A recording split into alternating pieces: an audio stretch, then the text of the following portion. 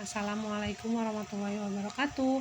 Anak-anakku yang soleh dan soleha, alhamdulillah kita berjumpa kembali di hari ini untuk belajar pelajaran hadis.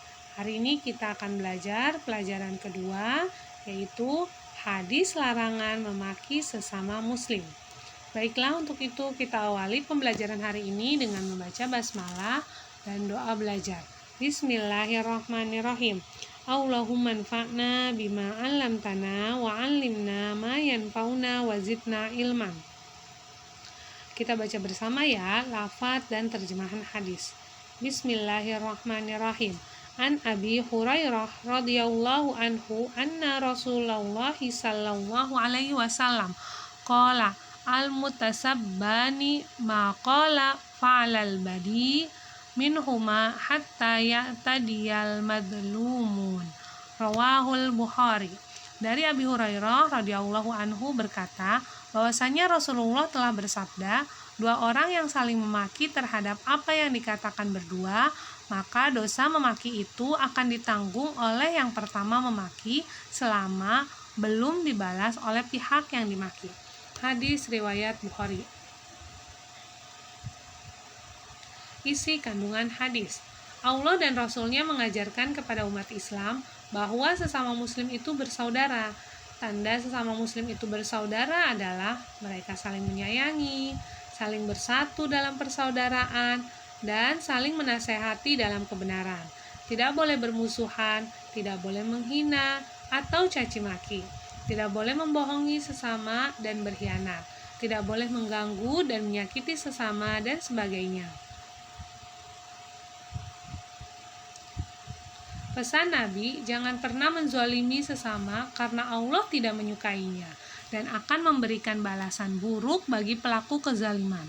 Siapa yang mencaci maki saudaranya sesama muslim, maka orang tersebut termaksud golongan orang-orang fasik. Sebagaimana dalam hadis Nabi SAW bersabda, sibabul muslimi fusuqun wa qitaluhu kufrun. Mencaci maki seorang muslim berarti ia fasik, dan memerangi orang Islam berarti kafir. Riwayat Muslim. Perbuatan memaki atau mencaci adalah perbuatan tercela karena timbul dari jiwa yang marah, kesal, dan benci. Oleh karena itu, sikap memaki harus kita jauhi. Kemudian dibiasakan melakukan akhlak terpuji.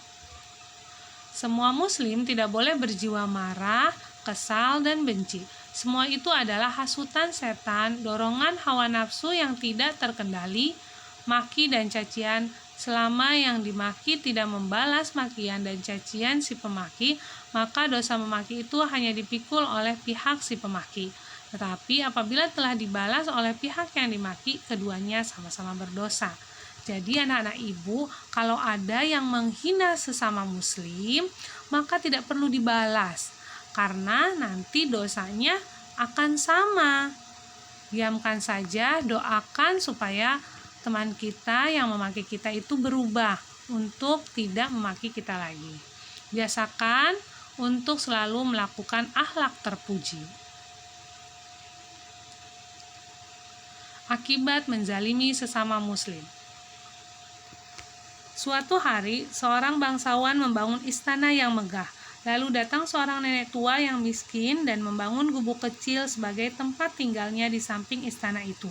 Sejak saat itu, si nenek tua itu tinggal di gubuk kecil tersebut. Pada suatu hari, sang bangsawan ingin melihat-lihat istana megahnya. Dengan penuh semangat, ia menunggang kuda dan mengelilingi istananya.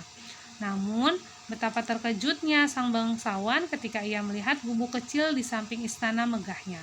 Dengan nada marah, ia bertanya kepada para pengawalnya, "Milik siapa gubuk ini?" "Gubuk ini milik seorang nenek tua miskin, Tuan," jawab para pengawal.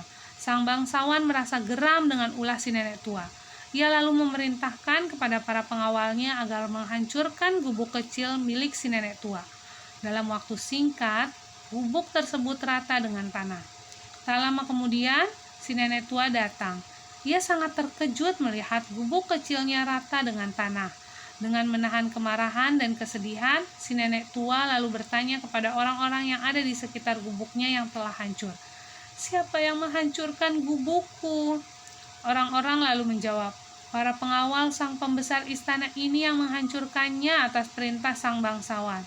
Si nenek tua yang merasa terzalimi itu lantas mengadahkan kepalanya ke langit sambil berdoa, "Ya Allah, saat aku tidak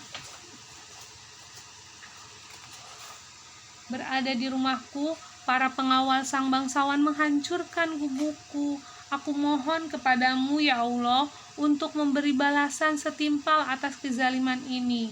Maka Allah lalu memerintahkan Jibril agar membalikan istana megah itu bersama seluruh isinya. Dalam sekejap, istana yang megah itu pun akhirnya tidak bisa digunakan lagi.